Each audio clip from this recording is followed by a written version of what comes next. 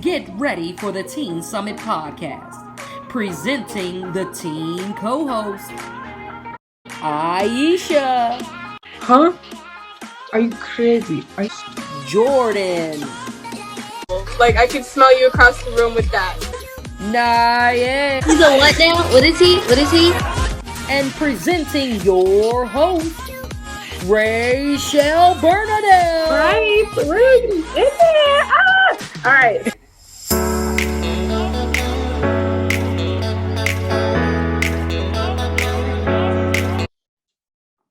Hello, everyone. Welcome back to the Teen Summit podcast. Last week on the episode, we started a new series called Self-Awareness and we started off talking about relationships where we talked about trust, domestic violence, while circling back to the importance of self-awareness. And today we are super excited to go back on our 20th episode. And tonight we have two special guests with us, Stephanie and Valerie, and they will be continuing the self-awareness series with self-awareness and cultures. And we will be discussing the seriousness of our cultural identity in America. And now on to the intro reel. The Laffy presents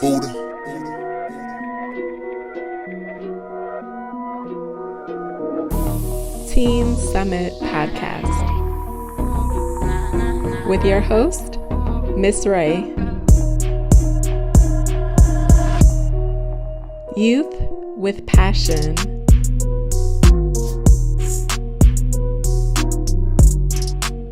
Youth who speak their mind.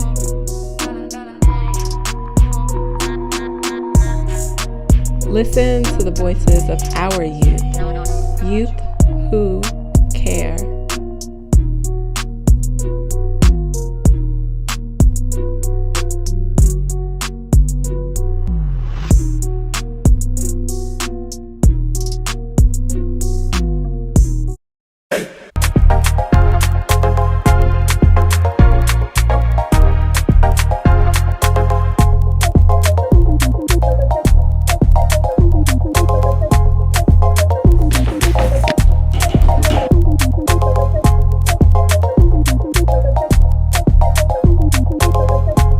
Okay, so for our first segment, we will be talking about the differences between your cultural social status.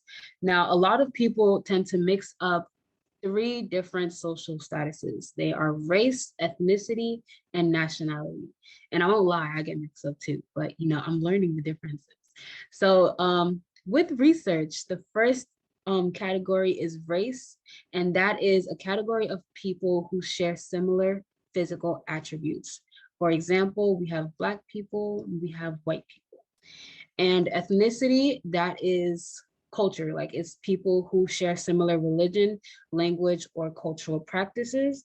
And for nationality, that is the status of belonging to a nation. So that's African American, Asian American, and so on. So Before you share that, I'm curious to know why do you all think knowing those differences are important? I majored in sociology in college, and sociology is essentially the study of people, of backgrounds, how we understand and relate to each other. And I took a lot of classes in race, in social theory, and it was important for me as a student to know, like, if I was writing a paper on racism, how that was different than writing a paper on cultural appropriation, which is essentially taking parts of someone else's culture and using it as your own. And so it was important for me as a student, just for like a grade purposes. But like, why do you think as a young person in 2021, it's important to know when you're having conversations with people, to know the difference between race, ethnicity, and even nationality when you're talking with friends or just living your daily life? I think it's really important just for the sake of respect and not being offensive to anyone, because a lot of people, including me, take that very seriously. And, I feel like we should all just do our part to make sure that we're not trying to single anyone out or trying to point out a certain, I don't know, I don't want to say characteristic or like a description of someone that will make them feel, offended. I guess for me also as well, like race and ethnicities are it's very important because, that's part of your identity. Since the moment you're born, that's your identity that makes up part of who you are and is such an integral part because where you come from and your cultural and your tradition, like that makes up literally your entire being. And without that, you're kind of lost.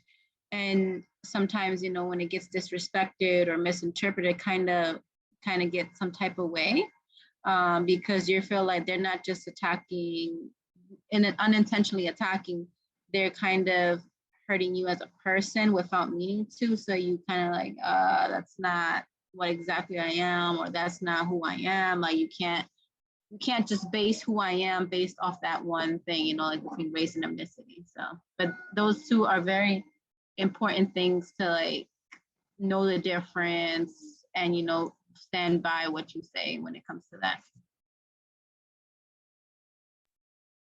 Absolutely. Thank you for sharing that. So Aish, you can go ahead and share your screen now. Okay. So here we have a picture that was taken in 2017 during a rally in Philadelphia. And on the picture, there is a Black woman and she is holding up a sign that says, "I am human." And going around, can everyone just like, I don't know, state what this picture represents to them or what it means to them? I think, to me, I think this picture means like that, because I noticed that she is colored. She's a person of color.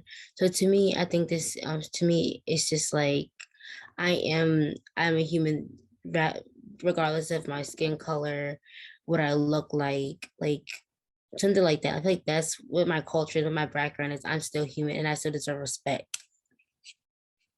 For me, it kind of represents my shirt. And ironically, I forgot that I was wearing it as it relates to this. And so my shirt says more hope, more humanity, more acceptance, and more love. And so as I think about her just like personhood, I think of humanity as the basis of how someone should look at someone else and how someone should treat someone else.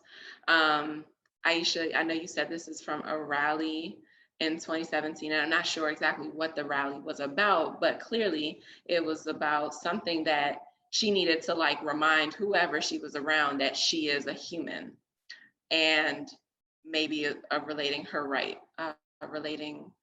about her rights. And so I think of it as just it allows her to give a stance on like who she is as a person, that relates to her humanity in the larger world. I also feel like what another thing that she is doing is usually the subject of race and ethnicity tends to be overlooked a lot, especially when it comes to stereotyping and stuff. So she is, for me personally, the way when I see I am human and you see not just her, but everyone from different backgrounds, is bringing up to front what people tend to avoid or kind of like just go over. Like she's trying to say, don't avoid, who I am. Like, I'm not just who my race, and that's not just who I am. I am also a person, a human being. So she's trying to walk through it with everyone else and bring it up front. Whereas Huseman tends to avoid, we don't want to talk about it. It's not something, you don't want to insult anyone. But she's bringing it up like, don't worry about my race. Don't worry about my ethnicity. I am a human and I'm going to bring it up to you. Like, accept that. Like, that's how I see that. She's just bringing it up front where no one can really avoid seeing it. I also agree with her statement. I also see it as like equality almost, and how I know like back in the old times, we like people of different backgrounds or different skin colors and like females, they would be seen less as human and not considered human. I think a sad part is that there's still some people out here today that feel the same way, even though they shouldn't. So I think sign could have a lot of different meanings, but all a positive output in it. And I think it really shows like statement and like a power move.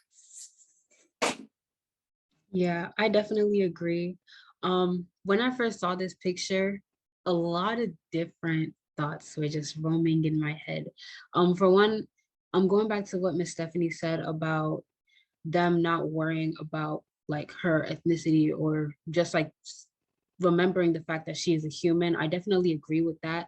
But then again, there are also like people who disregard their own cultural identity and focus on the fact that they're just human like everyone else and they don't really want to worry about that, or they choose to, just ignore that whole part. And I feel like that's something that should be brought to light, because for me, my culture is literally my identity. Like where I come from is how I base off most of what I do, because like it's very significant to me, and I know it's significant to a lot of other people. But at the same time, it shouldn't give others a right to completely forget about basic human decency, which is really important. I think that goes into our self-awareness theories, because last episode we talked about self-awareness and relationships. And one thing that I stress for me personally and for our teams is that if you can't grow yourself if you don't know yourself. So Aisha, where you shared that your identity in terms of your culture they're like one and the same. And so in order to like know yourself, you have to also know your culture as well. And I know for me, as a child of an immigrant, my parents are from the Caribbean. My mom is from Trinidad and my dad's from Haiti. Similar to you, Aisha, like I base a lot of my identity on my cultural background. Now it's kind of for me like a two-edged sword, because I don't want to get so like narrow in my DNA that I'm also unable to connect and relate to other cultures and be like, I'm so Black. I'm just gonna say that. Like, I'm so Black, Black, but I then can't connect with my Muslim brother or my like Christian sister or my Hindu like friend or something like that, where my self-awareness and my self-identity has become so much that it excludes others. So like, how do you all see that? Like, what role does your own cultural identity play in how you live, and what comes up for you, like just in that area? Yeah, I definitely agree, Ms. Ray. And that also connects to the second question that I have for everyone. What connection can race, ethnicity, and nationality have to the picture of I am human and to being self-aware?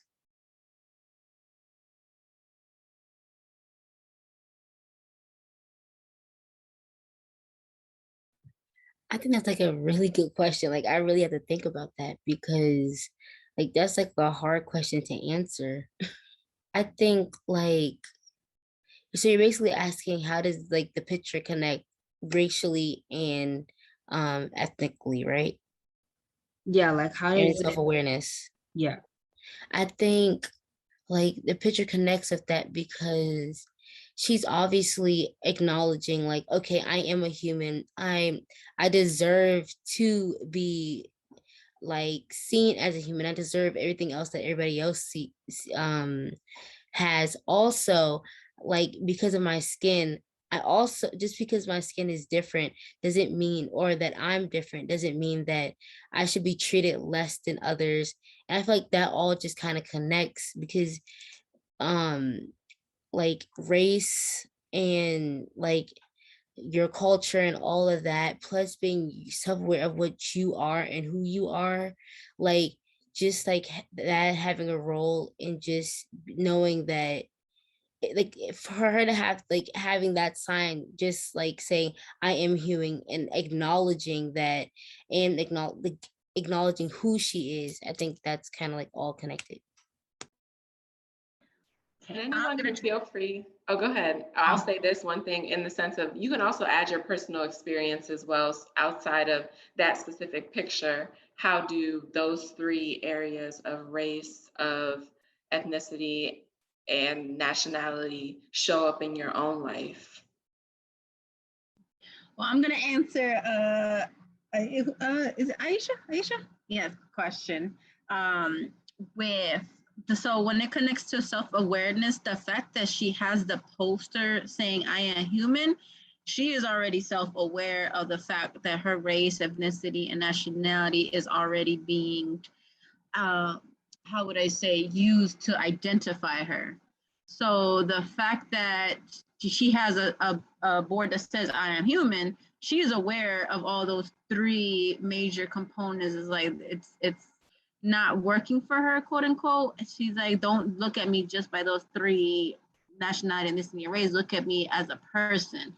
Like, don't ignore it, but don't also stereotype myself into that. Hence why I think believe the poster is I am human, because she's aware of what's going on around her. Like, you're viewing me as a this, and this, but not as a person, you know? I think you literally was in my brain. That's exactly what I was trying to say, but I couldn't get it out. Well, that's why we got each other.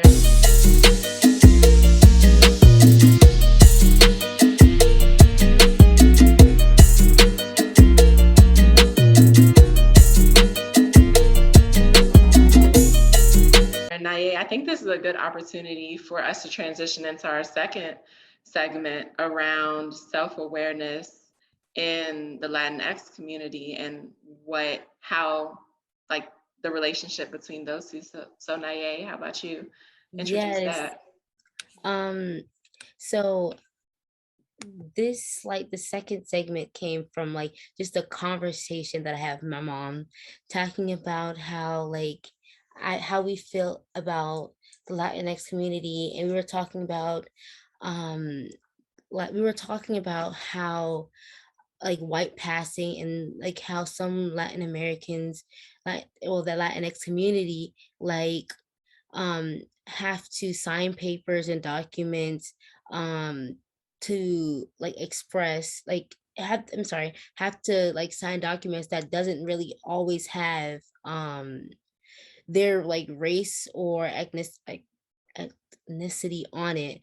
And so she was telling me how one of her coworkers literally like hates when she has to put on a document that she's white, because she doesn't see herself as like she knows in like in her heart that she's not white, but like because of her skin and how light she is, that she has to put white, because then I guess it doesn't feel right to put black.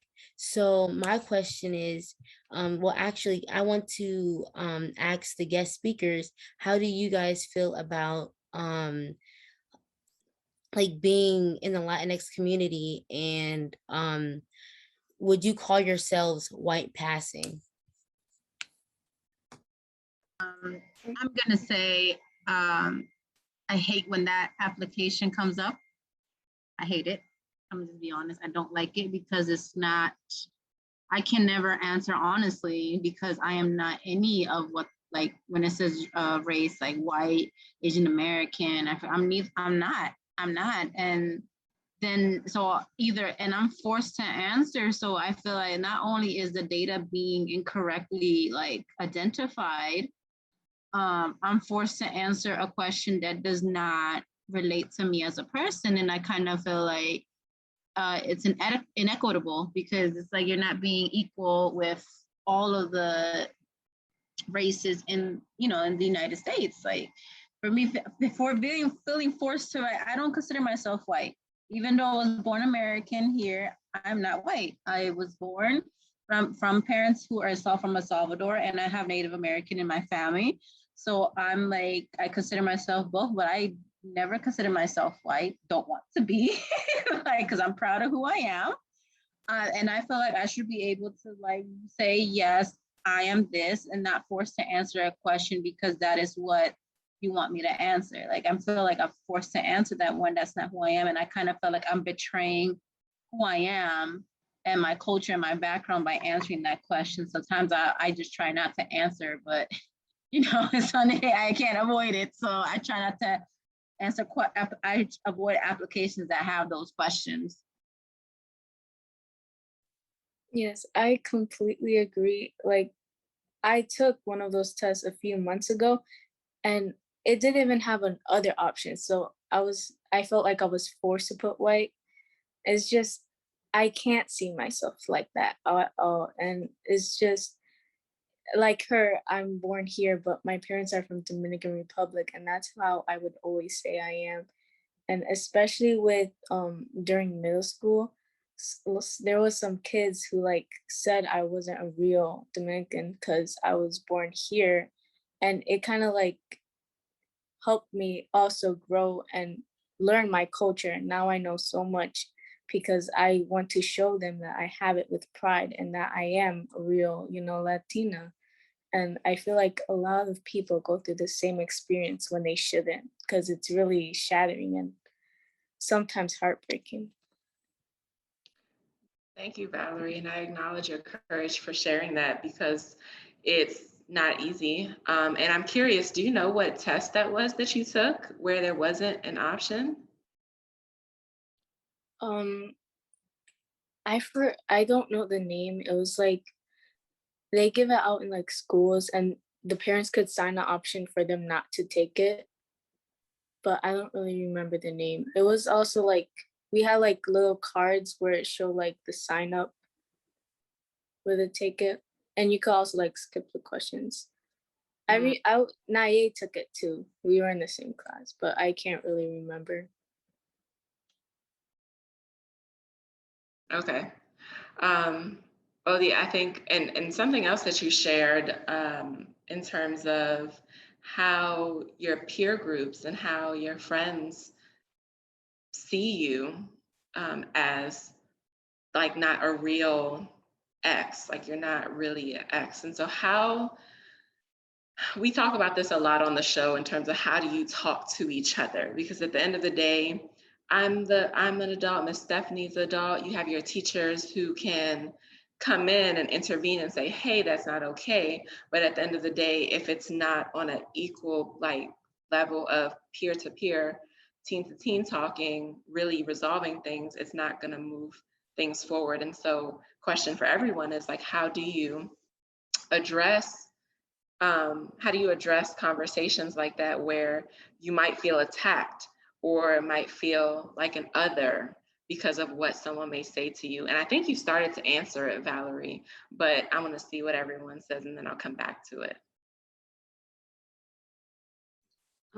Okay, so I actually have a friend. She's white and Nicaraguan, and a lot of people tend to disregard her Latin side because she's white passing. Yeah, and like when in school, especially when people would talk to her or like when they would refer to her, they would be like, "Oh, you mean the white girl?" And I would correct them. Like, that's just me. Like, I would definitely correct them when they make that, mistake. But it happens a lot, and at times she doesn't really know. She gets stuck because she doesn't know whether she's more in touch with her Latin side or if she's more in touch with her white side, because that's where everyone pushes her to be. So I feel like being self-aware about both communities is very important, and knowing exactly who you are so you can correct people and you can allow them to know that this is who I identify as, so they won't offend you.